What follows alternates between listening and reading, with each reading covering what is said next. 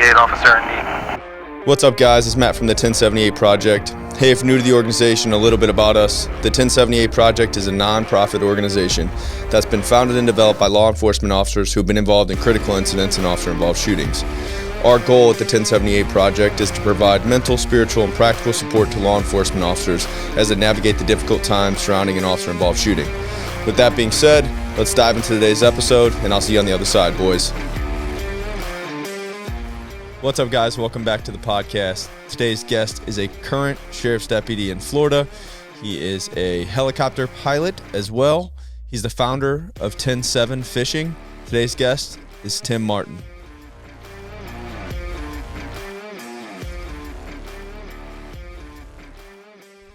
What's up, Tim? Welcome into the podcast. Happy to have you. How are you doing? Pretty good. Long time no see. I wish I was down in Florida right now. It's cold. It's like 50 degrees and it's raining outside. So I wish I was down with you. It was a little windy today, but about 81 or 82 today. So yeah, it's cooling down here finally. Were you guys affected by the hurricanes at all? Here personally where we live, not a whole lot. Some river flooding and stuff like that nearby, but not really too much wind damage or anything like that. That's good. We got all over the internet that Florida was getting destroyed and North Carolina was getting destroyed. So yeah, we were kind of bracing for it. The initial track looked like we were going to get smacked pretty good, but we lucked out. Yeah, the house that I stayed in whenever we came down to Florida, that was in Bradenton, the area around Bradenton. The people that own that house were showing me pictures of like the pier where there's like a really nice restaurant. It's like completely gone. The whole thing's like destroyed. Did you guys do like mutual aid stuff or?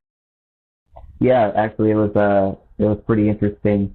That was one of the first time I've ever done anything like that with working on the helicopter unit. So we deployed up to, like, they call it the Big Bend, the Nature Coast area. Kind of like, you know, that bend in Florida in the Gulf. They got hit pretty bad, and I'm sure you've probably heard of a couple of those towns, like Cedar Key and Steinhatchee. They're real big fishing communities and fishing tourism, and we went up and did some mutual aid with them and the helicopter, and yeah, it was the same as what you said. Like, you know, you fly up there and you remember going to some of these restaurants, and oh, that's where I put my load in before, and it's gone. It's gone. Really? Man, what were you guys doing? What was your like objective or goal? So we have a smaller helicopter than, like, say, the Coast Guard or the Florida Guard, things like that.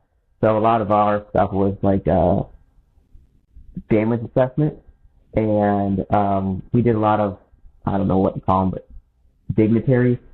So like a state senator would need to go up and do some damage assessment, so he knew like what areas to send resources to and where he needed to deploy some FEMA people and things like that. So we had done that with, we stayed centrally in like one of the smaller counties, but we deployed in that area to 5 separate counties and flew dignitaries for about a week, just doing damage assessment and then going up and seeing how things are going and where they can redeploy things and stuff like that. That's crazy. So just so our audience knows kind of the connection here, why I wanted to have you on the podcast. So last year during, I think it was Police Week, during May, we had connected via Instagram, and I think your 10-7, which is your company, and 1078 kind of have mutual goals, which is to try and, you know, provide guys with an outlet in the outdoors. So to get cops outside, to have them recover their fishing and hunting, and we kind of connected via Instagram, and then thanks to you, we were able to set up a trip to send. We originally were sending 2 families, but due to some unexpected issues, we ended up sending one family down to Ocala National Forest, and you kind of showed them around for almost a week, took care of them, took them on fishing trips, you know, got to interact with an alligator, which was a pretty neat experience for, you know, some people from Missouri that don't really play with the alligators very much. A crawfish boil and all kinds of stuff, man. Silver Springs, you really rolled out the red carpet for our guys. So just so our audience understands, that's kind of the connection here, how we know each other, and why I think, why I hope that our audience would be willing to support an organization like yours, because we really do. I think that trip made a big impact on the guy that we sent, and it made a big impact on me to be able to go down there and see the nonprofit working and doing things and taking guys out. So that's the connection, and I just wanted to take a second to say thank you for everything that you've done for 1078. And we're extraordinarily grateful, and hopefully we can continue to do that on like a yearly basis to continue to send guys down there, and you can show them a real Florida experience, which I had never experienced. But that was your big thing. You didn't want to take them to like some fancy part of Florida. You wanted to give them the real that's the fun part. Yeah, what Ocala life is really all about. Well, yeah, just not the coast life. Like, that's what 90% of Florida is. Most people go on vacation to Florida and, go to the beaches, but there's a lot of really cool stuff and a lot of cool things to do and places to see in the interior of Florida, too, that, in my mind, sometimes is even more cool because a beach is a beach is a beach sometimes, but some stuff in the middle of Florida, you can't see anywhere else. Yeah, the springs were really cool. It was almost like a different country. Like you started sending me videos like, hey, check this out. I'm like, this looks like it's in Thailand. I can't believe it's in Florida. Yeah. That was it's a pretty neat experience for those guys. So hopefully we get to do it again this year. We'll start planning that in the definitely next coming months, hopefully. But I want to have you on also because you're a police officer and you've obviously experienced the same thing that a lot of other police officers experience. So before we get to know you as a cop, though, and before we get to know you as the guy from 107 Fishing, I'd like to open up the floor to kind of, learn a little bit about you. Did you grow up in Florida? Did you grow up outside of Florida? No, I didn't grow up in Florida. I grew up in northern Ohio, like the greater Cleveland area. I lived up that way up until really my late 20s, very late 20s. And so I was very new to the Florida experience when I first come down here too. And once I come down, and I didn't even come down with my wife with the plan of staying here forever. But once we were down here for 6 months to a year, we really enjoyed the different culture down here in interior Florida, the real Florida. And there's no going back after that. Yeah, so, it is really, really different. It is really different. Like, the people are just different. It was my first time, I think, ever experiencing like what people would refer to as that like Southern hospitality. Like the family that we met up with that did like the crawfish boil and had the gator and all the other stuff. Like, I felt like I was in some type of movie. I felt like I was in like a Hallmark movie or something. Like there's like Spanish moss everywhere and like there's alligators. It just didn't seem. It's something that we're us Midwesterners aren't really accustomed to. Growing up, did you have go ahead. That too, like those type of people that live in that area, they're excited to show off their part of the world. Like they want people to see that natural beauty that is special and kind of secret a lot of times that people don't come down here to look to visit. So it's always fun to show people that other side of Florida, like you said. I heard or I read somewhere that Ocala is like the fastest growing area in Florida. Yes, it is right now. Yeah. Mm-hmm. Really? The fastest. I think I don't know if it's the fastest or it's one of the top two fastest. That, and I think like down by the Sarasota area, it's growing really fast too. Interesting. Yeah. Yep. Hopefully it doesn't grow too quick because it is a very unique like backwoods. It was a shell shock to me. I'm not gonna lie. When we were driving out there to meet you, I was like, "Oh my God, what did I just get myself into?" Yeah, there's a lot of nothing out there. It's not spot. Yeah, we just kept driving and driving and driving. I'm like, oh my goodness, man! I'm in the middle of nowhere. All I see is trees. There's alligators everywhere. I don't think I'm made for this. That's one of my favorite things. I love sending you the alligator stuff, the Florida alligator stuff on Instagram all the time because I know how much you were riled up by that little alligator. Yeah, that thing wasn't little, dude. That was a big alligator. At least for me, it was. The one that we seen on the boat too. The one that we seen on the boat was really big. Yeah, that was a good size. Yeah, that was a really big alligator. But for us, man, you got like I don't know. It's like you seeing a tiger. You know, like I don't play with alligators. Next time you're down, we can pet one. No, I'm good, man. I'm good. I'd like to hunt one. I think that would be really, really neat. Is to hunt an alligator. That was those guys kept talking about that, and the way they explained it, it sounds like I may die, but I also may really enjoy myself. I kind of lost out on a good opportunity. Those guys at H3 Adventures, they called me about 3 or 4 weeks ago and had a tag that they needed to use and asked if I wanted to go or do someone else who wanted to go. And I failed miserably because I couldn't get the day off, and couldn't find anybody that I needed to get the day off, so they ended up having to take somebody else. But I almost got to do my first theater hunt. Yeah. Well, when you do, let me know and take some videos because I want to see it. Okay. I think that's one thing I'd love for our guys I think guys would really like if one day, hopefully, 1078 can partner up with you guys and we can take a guy down there to do a legitimate alligator hunt. But what was were any of your like family members involved in law enforcement? What was your family dynamic like growing up? No, standard mom, dad, a younger sister, and I mean, it was a normal Midwestern home. Like, my dad worked at a bank, and just normal life, nothing out of the ordinary. No aspirations at that age to be in law enforcement whatsoever. I actually wanted to look into chemistry and like engineering and things like that was what I aspired to at that point, and even went to school for a minute for it and realized it wasn't for me. But yeah, it was normal growing up, but no real inspiration in law enforcement. I was in Scouts. My Scout master was a firefighter. I thought that was kind of cool, but never like had the thought of like, oh, I want to do what he does. So yeah. When did that transition? Well, when I moved out of the house, I went to college, and then didn't finish college, but stayed out there with people I met, and it was about an hour away from the house. So I had my own, separate life going on and working and stuff like that, and living with buddies, and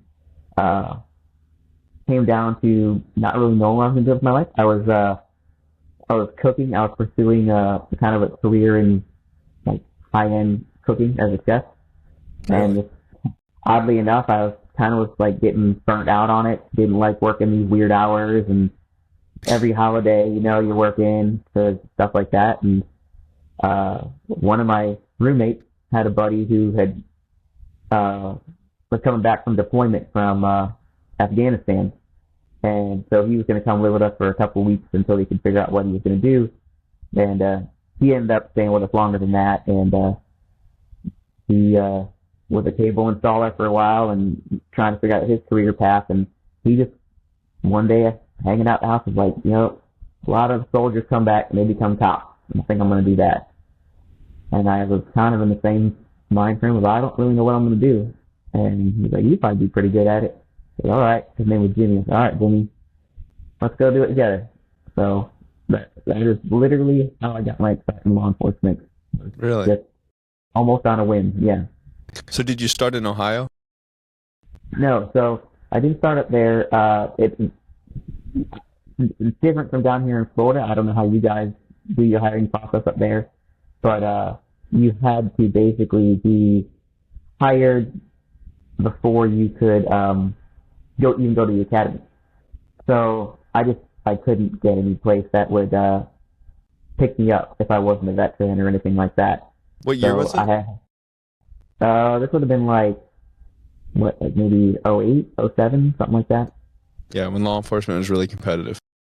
Yeah, that was a big deal too. And so I had friends who had moved down actually to Ocala because he was kind of he worked for a small company, and they were trying to expand their base because it was like a small construction type company for road work, and you only can do road work up there for half a year. So they were trying to expand it, have year-long service down here. And they basically told me, and I married my wife at that point, and we'd been married for, I think, 10 months. And they said, well, you can come down here and stay with us for free in our extra bedroom while you're in police academy, if that's really what you want to do. So me and the wife said, well, there's really no better opportunity to give it a try than right now, so let's go do it. So that's how we got down here. That's how I got into law enforcement. And it was a rough road from there still. The same thing, like you said, 2008, 2009 was rough. And graduate police academy, I remember going to hiring processes where, you have to do the PAT test and then your written test and going through all that. And I remember showing up knowing, I remember I went to trying to get hired at Gainesville Police Department up where University of Florida is. They had 4 openings and 300 people showed up. Oh my God. Yeah. And a lot of them were like guys that just got laid off by Miami-Dade County and like all over the state really. They were showing up just to try to get a job somewhere. And they had, some of them had 4, 5, 6, 7 years of experience. So couldn't get picked up anywhere as my law enforcement certification. And I had a little tiny like foot in the door with Florida Department of Corrections. So just so happened to luck out that they were starting a pilot program where they were going to put their first class, their own state-sponsored class through, like an accelerated class. So they were picking a class of like 20 guys, and I got put into that class and got through Corrections Academy then in like 2 or 3 months and started at Florida Department of Corrections, where I got my first start. Really? How hard was it to convince your wife to like literally give up her whole previous life and go down to Florida? Well, like I said, we kind of came down here with the thought process of come down here, work a couple years, that way I can have a couple years at the agency and go back up there and go back to family and be a law enforcement officer up there. So that was really the selling point, was we would be coming back in a few years. It was just a step in the right direction. So that's kind of how it worked out that way. How quickly did you realize you were going to stay? I guess it's probably like within the first 6 months to a year that we were here. But once we kind of got established and really, like you said, like kind of just met the culture around here. Yeah, it was pretty neat. I don't really want to go back up there where, I don't know, people are rude and everyone's in a hurry and, It is a big difference. I think that's what's so cool about, like, to be 100% honest, whenever we were like planning that, I was kind of apprehensive. I was like, man, we're going to go to like this place. It's not really next to the beach. Like, I think people want to see the beach. And then I got down there and I was like, oh man, like this is really neat. Like this area it's like a hidden gem in the middle of Florida, that like you said, there's not that many people that go there, so you're going to like Silver Springs or, what's that river? It's like, Rainbow River or whatever. Rainbow River. Yeah. Yeah. Pretty close to there as well. Like, all these little like all these like little places that are like hidden in the middle of the forest and nobody goes to, like nobody from like a person from Missouri is not going to go down there. Like maybe I should stop talking about it. Maybe I shouldn't tell people to go down there, but I can't stop telling people because it's really neat. But it's like hospitality is just different. The people are just different. They talk to you different and they want to take you and show you their, like you said, they want to show off where they live and like that little hibachi pancake place where you like cook your own pancakes and stuff.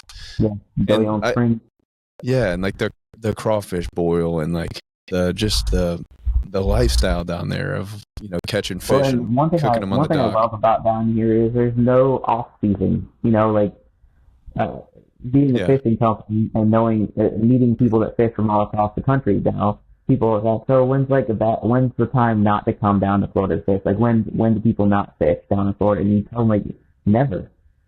Like there's never not a time that people don't. Yeah. There's always a season for something, and there's always ample time to hike. Or it's like in Missouri, there's times where you readjust your activities for you probably snow or cold weather, and for here it's like it's way too hot, so that's the time to go to the spring and play in the water all day instead of, going on a hike or riding a bike or something like that. Yeah. So it's really not an off-season. Is that really what Is that really what drew you guys like to stay? Was just the, all the activities, the hiking, the fishing, that Southern hospitality? Is that where you guys like, man, we're never going back? Yeah, I guess for her it was more that hospitality, and for me it was both. Because I'd rather be outside doing something than anything else. So yeah, she's not nearly as outdoorsy as I am. Florida's exploding. She seems like she is. I see her on Instagram. You're always dragging her all over the place. You hit the nail on the head, dragging her all over the place. Yeah, I figured. But Florida's exploding, man. Everybody's moving to Florida. I know. It's the land of the free. Know.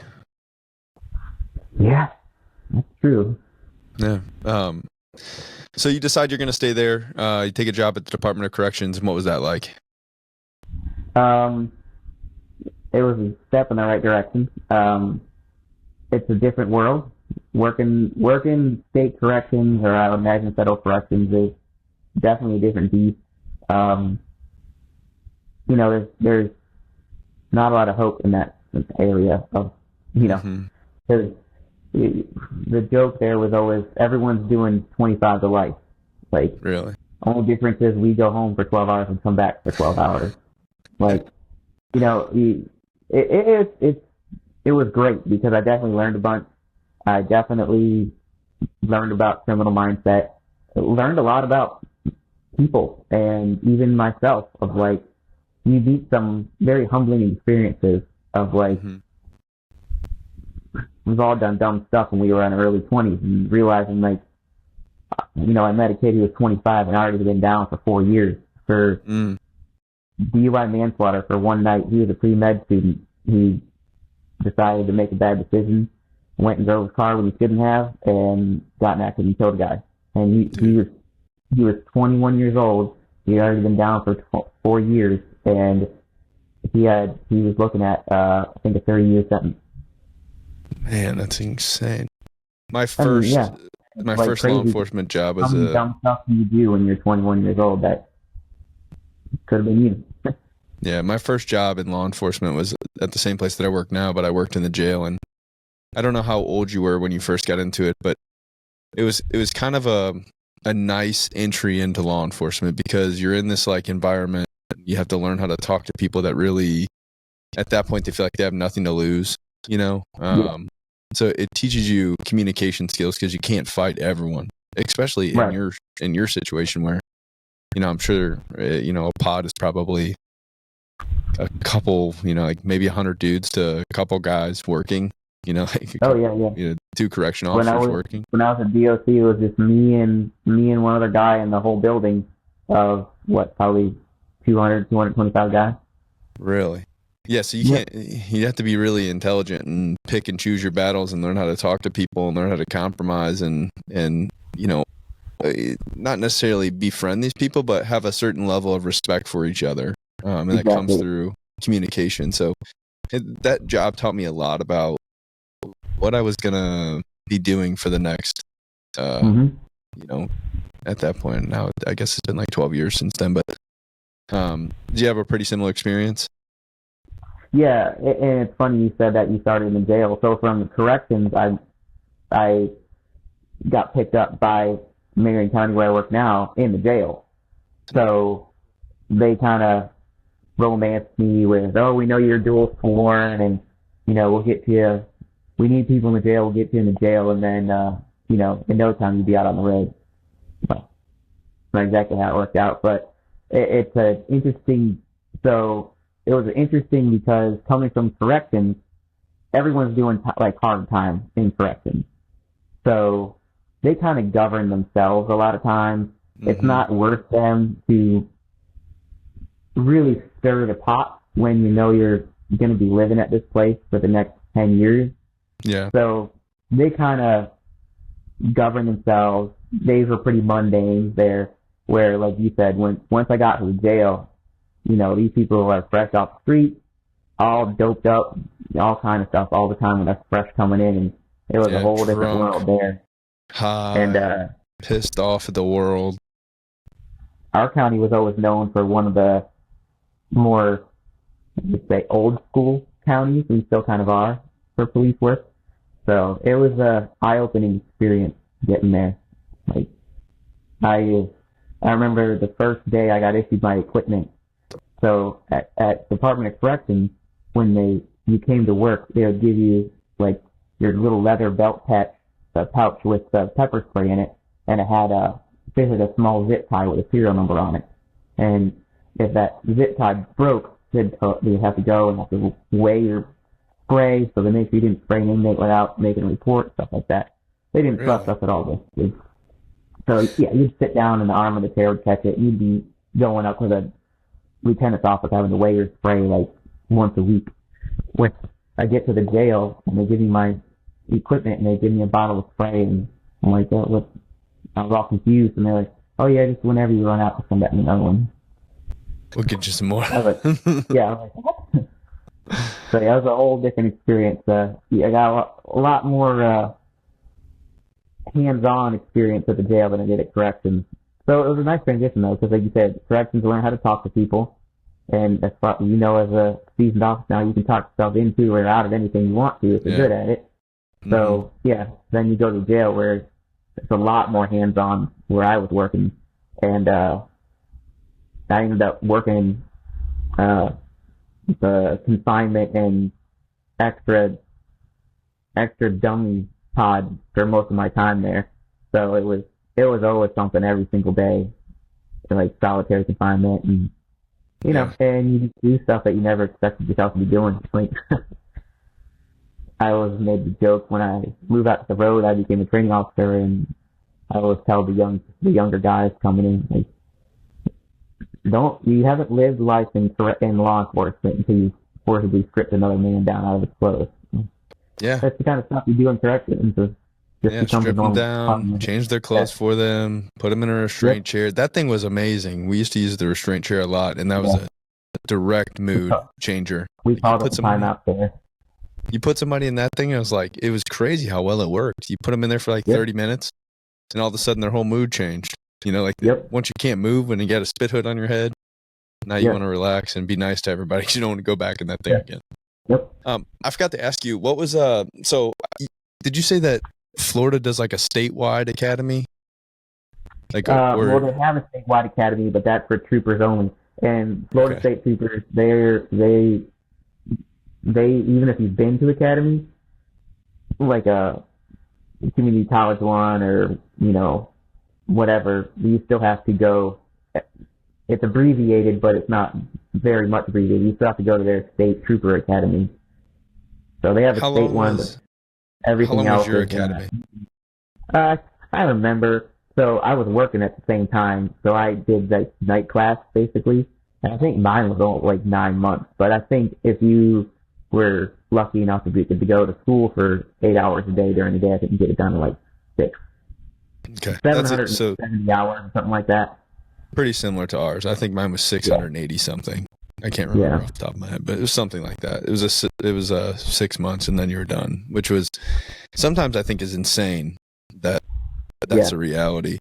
Do you remember how big your academy class is? This is something I like to ask guys that have been cops for a while. Mine was small. We had probably 40 and then graduated 35. Something like that. Not big at all. Yeah, that would be humongous for the current academy classes, though. Like, yeah, like I don't know how it is in Florida, but in Missouri, like it's pretty slim pickings. You know, you're getting. I think the biggest class I've heard of in the last couple of years is like 16 people. So, with that being said, though, like remember, I was in the night class group. So in the same time frame of that 6 months, there was another class of probably 30 or 40 that were going during the day. And that's not, we didn't all go to the same agency. That was kind of spread out. None of us, there's only a couple of us that were already committed to an agency. So once you go out, you were freelance basically. And there's probably a handful of them I know of at this point, so it never got picked up. So. Yeah, that's how it is in Missouri too. So I went to a privately ran academy, and then you just graduate with a post certificate from the state of Missouri saying you're licensed to be a policeman, and then you got to go find a job. And I graduated in 2011. I started in 2012. Yeah. Okay, so pretty similar times. I started in 2012, and man, it was hard to get a job at that time. Yeah. You know, like 1 or 2 positions at a reputable agency, and you have like 150 guys testing for one spot, which is unheard of now. Guys, most of the people that graduate from the academy are starting off with jobs. They go through the academy, they get hired, and they graduate in uniform and immediately start at the police department. There's a certain level of like, I'm like, hey man, I don't know, a little bit frustrated. That's almost every hire that we have now coming through is already sponsored through the academy. Like they even pay them like a trainee salary while they go to school. That'd be beautiful. I wish it's like a half of what a deputy makes or something like that. But yeah, you get a little stipend while you're in school and you start right away. Any specific incidents from the jail or from corrections that stand out to you? Like, hey, like this kind of sums up my time as a corrections person.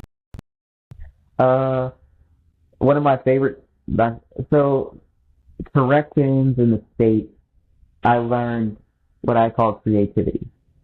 Like, as you know, from working the jail corrections, anything that's highly contraband or illegal is not going to be in someone's personal property.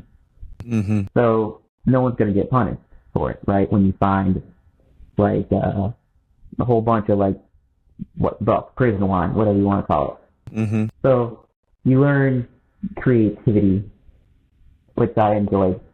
So one of the things I would say taught was you find a trash bag full of prison wine getting made, that stuff stinks to high heaven. And, it's in some common room. Well, I work night shift, so that was kind of your thing is whenever you sleep, you start prowling around looking for stuff. And you just pop a hole in it and just walk it all the way through the dormitory, So they woke up with a stinky dorm all day long. They had to figure out how to clean it up and bleach the floors over and over again. And yeah, they knew what was up. You knew what was up. Yeah. Creative. There's a certain level of respect there. Like, there's a couple people, man, that I've met throughout even my law enforcement career that are kind of lifelong criminals. Yeah. And they kind of understand the game, and there's a certain level of respect there. Like they're like, hey, you're just doing you, and I'm just doing me, and if you catch me, you catch me. If you don't, you don't. Yeah. Yeah. And I appreciate it, and that's something I try to teach some of the younger trainees too. Is like, you're not going to get him today, but I promise you, he's a criminal. He won today, but he'll go with tomorrow. Mm-hmm. And I'll appreciate a criminal like that too. Any day of the week is. I do too, man. They don't. It's like they don't take it personal. Yeah. They don't take it personal. They don't expect me to. Yeah.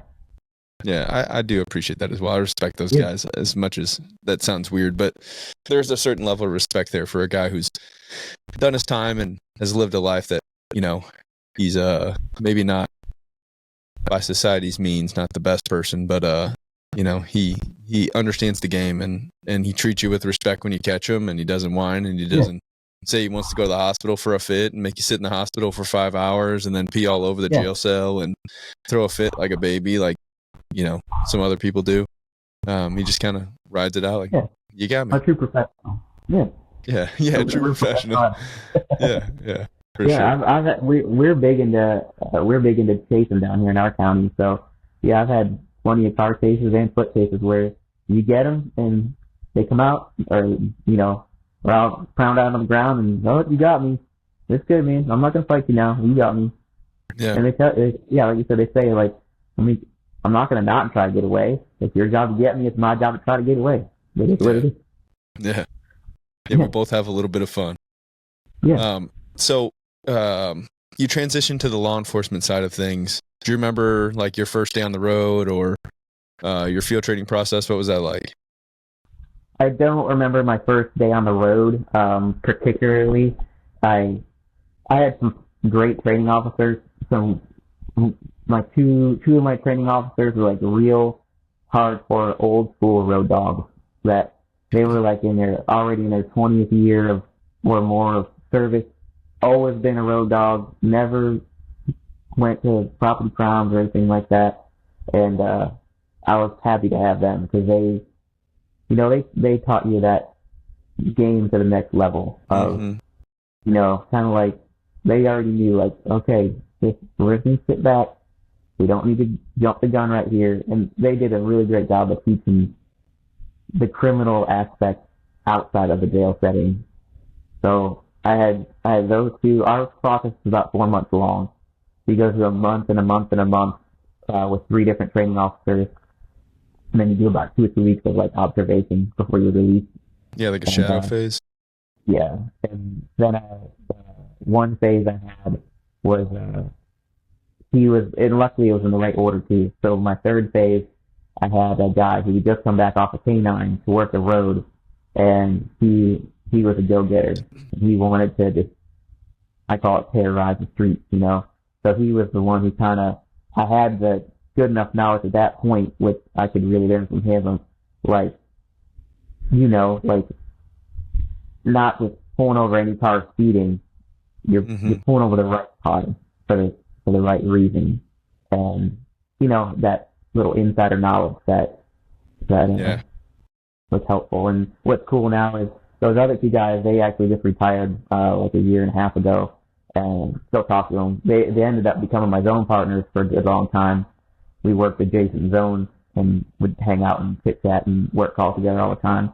And then that third phase officer, he became my sergeant for a little while, and now that he made lieutenant, and just about the time I made full time at the helicopter unit, he made lieutenant over special operations. So now he's our direct Who's your lieutenant boss? over.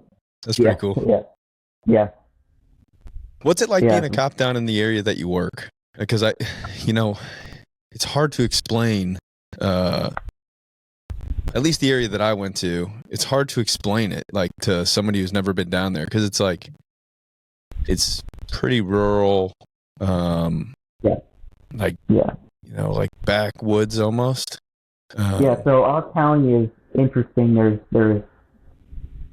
the downtown area, but that's covered by the Ocala City Police Department. Then outside of that is pretty much like suburbia or like mini farms, or we're big into horse farms down here. So larger horse farm. Then you spread out from that, and that's where I cut my teeth too. So I don't remember my first days of my training experience, but I remember there's a zone out in the forest, we were in a different town where we were hanging out and going to the springs and stuff, but very similar. And out there, my zone, so I worked 6 p.m. to 6 a.m. The zone I covered was a night shift, and you were by yourself in the zone all night, and it was 333 square miles. Oh my goodness. You could, if you were on one end of the zone, you could run code for like 20 minutes before you got to like the other end of the zone. Really? Man, so if you got into a fight, it's going to be like 45 minutes before somebody gets there for you? Oh, yeah. And there was times, we were really short-staffed back then, and there was times that, like the night, so my zone was called Northeast, and then there's a zone called the Forest that butts up next to it, and there was times that the Forest unit would call out sick, and there'd be in briefing, and be like, all right, Martin, you got Forest and Northeast tonight. Oh, good luck. God. So if I was in the north end of my zone... 600 square miles by yourself? Yeah. Yep. Oh, my goodness. Yeah, our county's the size of, what do they say, our county is bigger than the state of Rhode Island. No way. Man, and a lot of times you see guys like talk about big city policing and how dangerous big city policing can be, you know, and like I work just outside of a city, like not a huge city, but a bigger city. And it's dangerous, obviously, because there's like a lot of violence in the city that I work. You know, St. Louis is a pretty violent area. But man, rural policing, like you're policing 600 square miles by yourself. Like that's insane. You have to know what you're doing. Well, and there's plenty of calls that I've been to in those days where, you know, I remember going to like suicidal guys that, you know, were cracking rounds off when you're pulling in their driveway, and like you just know, like, if it goes sideways, it's going sideways, and there ain't nothing's gonna happen. Like, I'm gonna bleed out before the ambulance even gets here. Yeah. So, yeah, and like, it's pretty wild. I got in a pretty good drag out fight out there, with a guy who was all messed out, and he thought the government was following him. So Yeah, we you get know, that a lot too. who shows up with the government to try and get him under control? So Yeah. yeah, we got a pretty good knockdown drag out fight that lasted, I don't know, 15, 20 minutes rolling around in the dirt together, and finally got him in the back of the car. And this is one that, so here's one that will continue this story. Is he had basketball shorts on. I patted him down. Somehow he gets his handcuffs to his front because he's like 5'5" and 120 pounds, you know, like the typical method. And somehow he produces this lighter out of his pants and goes forth to trying to set my Crown Vic back seats on fire. I'm son of a gun. I just thought this guy for 15 minutes, and I'm gonna have to go in there and get him again.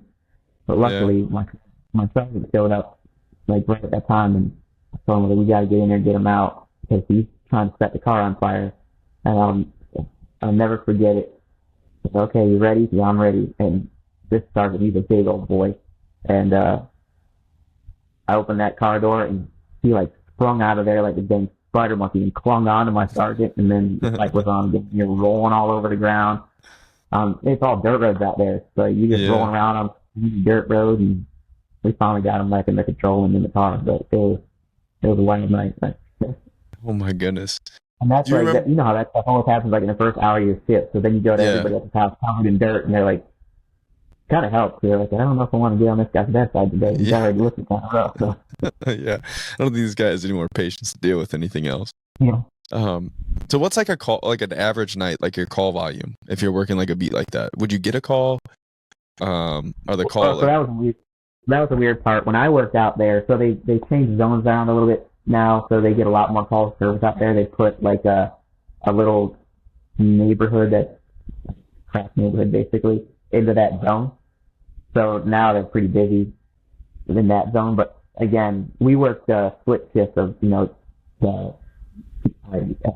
your viewers might know, like, we call it the short week, long week shift, where you only work on Wednesday and Thursday, and the next week you work Monday, Tuesday, and then the whole weekend. Yeah. So I remember there was one or two times of working out there that, like, the full Monday and the whole Tuesday, I didn't get like one call for service. So you just do like proactive stuff, like stop cars. But even out there, like, it was so rural out that way that the only gas station that stayed open out there was like right in like their little town, like where the two major roads came together and a four-way stop had a blinking light, and that was the only Circle K station that was open in that whole, the only place open in that whole 330 from like 11 o'clock on. So. No way. Man, that's so, but then, so like crazy. You said, there's different parts of our county where, so I went from working there to, I like, you know, some more of the action. So I went to another portion of the county where it's all like kind of lower income, and I would get hammered with call for service there like every night. So we were, you know, fielding 20, 25 calls for service a night, not counting your proactive stuff. So. Yeah, that's pretty busy. Yeah, it was different major sections of our jurisdiction. Yeah. Do you remember your first like real code run or like real hot call? Like I still remember mine to this day. Like I remember the first time I put the lights on and ran to a call. It was a suicidal subject, and as soon as we got there, the guy shot himself in the head. That's like my first real code run. Do you remember your like first like, oh, I'm the real police now? I guess nothing stands out that way because it would have been out there in that zone. So like, I mean, I hate to say it, but you're the only car on the road. So a lot of times, like, what's the point of even turning the lights on? You drive 80 down the road anyway, and no one's there anyway. So, but like, I can remember like my first like real car chase. That was a good one on Halloween night. That was a good one. Someone did a strong arm robbery to firearm in a grocery store parking lot, dressed as like some like rabbit-looking Cookie Monster mask on, and fled in a white Charger with a black racing stripe. And what was fun about it was my training officer, my first training officer, we were just sent out that way to try and set on perimeter, and we were headed out that way, and we turn a corner, and lo and behold, white Target black racing truck drives right by us the other way. Well, my training officer had a Tahoe at that point, but I had one of the turbo Tauruses, so we spun around on it, and as soon as we turned around, the chase was on. It was a good one. We chased them all through the neighborhood, and I can't believe it didn't get canceled because of Halloween, but we chased them all around and ended up pitting them out into someone's yard. And You guys get the pit? Oh, yeah, we pay that all the time. Man, I've never We're done supposed that. to pit as fast as we can. That's actually our policy. End it as quick as you can. If you can pit it in the first couple seconds, do it. Really? Yeah, I've pit probably a dozen cars in my life. What's it like, man? I've always wanted to. We we cannot do that. They're like so Have you ever done against the training even? it. No. Oh yeah. It's when you first learn, like on a close track, it's a little bit weird because you're breaking that thing of like, I'm supposed to hit this car now, where you're never supposed to hit a car with a car. Like that's kind of how you're trained to drive. But yeah, once you get it figured out and the chase is on, like it's probably one of the most fun things you can do. But kind of like what you became a cop for. So. Yeah, so what's your take on it though? Because I have this like same, I literally just had this conversation with another like younger cop the other day of like, I would think, obviously it's against our policy, so we can't pit anybody, but the goal of a pursuit is to end the pursuit as quickly as possible, right? That seems like that would be the goal, because the longer the pursuit goes, the higher the likelihood that some innocent person's going to get injured, right?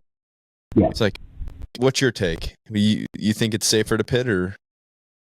I think for the most part, yes, because I can say from experience, it can be very dangerous, and there's definitely hazards to it. But I mean, we train on it yearly, just like we do with any other in-service training. So we pit cars, every year anyway, and then so you get pretty proficient at it. That you're not going to roll a car or anything like that unless there's some underlying circumstance. We have jurisdictions all around us and inside the county that has a chase policy, but no pit policy. They can't pit.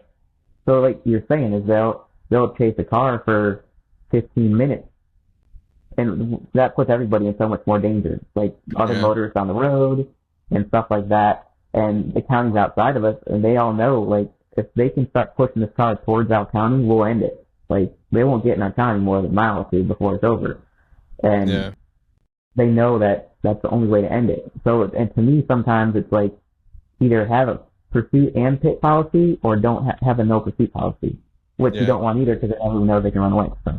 Yeah, and that's how it was. It used to be really, really stringent in the area that I work, and people would just run just because they wanted to run. Like you would stop them. Yeah. Like when our pursuit policy finally changed, we had a chief that came up from Texas, and he was like, "We're chasing everything. So if your taillight was out and you ran, we chased you. Like we chased everything." And for, like 2 months, we got into a lot of pursuits. And then after that 2 months, people stopped running. Like there were several times that we stopped people and chase them, and then they'd, crash out or something. And we take them into custody. Like, you guys weren't supposed to chase me. You were supposed to let me go. Like, what's going on here? Like, tell all your friends we're chasing everybody now. And then eventually the amount of pursuits that we got into just went down. Like nobody ran from us anymore. Yep. I agree, man. We do a lot of cases, but a lot of them I feel like they're the ones that already know and want to get in the chase, or people that aren't from the county. Yeah. And the same type of thing. We get a lot of that too. Is like, oh man, I didn't know you could do all that around here. If I'd known that, I wouldn't have ran. Yeah, man, you're on the sticks, man. Law enforcement's different out there. Of the 12 people you pitted, has any of them ever been like seriously injured? I've never directly pitted someone that became very injured or died. I've been involved in, I can think of one car case where luckily I called it and canceled it on my own due to weather, but literally like 2 intersections down, he was still running, got T-boned and got flung off the road, and that backseat passenger died. Really? Yeah, he was in the back seat, and he was seemingly doing all right. And ambulance got there, and then he coded out like on the stretcher going to the ambulance. So. The weird thing is like, I think the thing that I question all the time is what happened to like personal responsibility for bad guys? Like, because everybody's like, oh, the police chased him and this happens. Like, at what point did society stop like putting any responsibility on the guy who broke the law and then did the thing he wasn't supposed to do? Well, that's the funny part is that's why our policy has stayed so great for so long. Is Marion County, if any of you or any of your listeners go to our Facebook page and see the comments, like we post almost all of our stuff, and most of the comments are, well, it shouldn't have ran. He knows he's in Marion County. He knows Dumb wrecked out his car. Yeah. Around here, it's exactly the opposite of what you're talking about. Is 99% of the comments and people on the street will tell you, you go to the gas station uniform and you're like, man, I'm glad you're out here doing this stuff. I don't know why they run from you guys. I don't know. It's fine with me. Yeah, like the majority of our public in the area, like immediate area that I work, they're very, very supportive. It's just we work really close to a big city, and they kind of set the tone for everything that surrounds, and I don't know, right, wrong, or indifferent. That's what I'm told to do, and that's what I have to do. It's frustrating, but.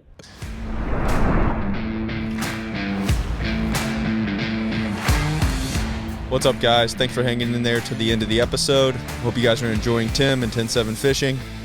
Hey, if you like this hat, or you like this shirt, you want to get one for yourself, go to the Crafty Midwest Mom or go to our website, www.1078project.com. Go to the merch button. You can get one for yourself.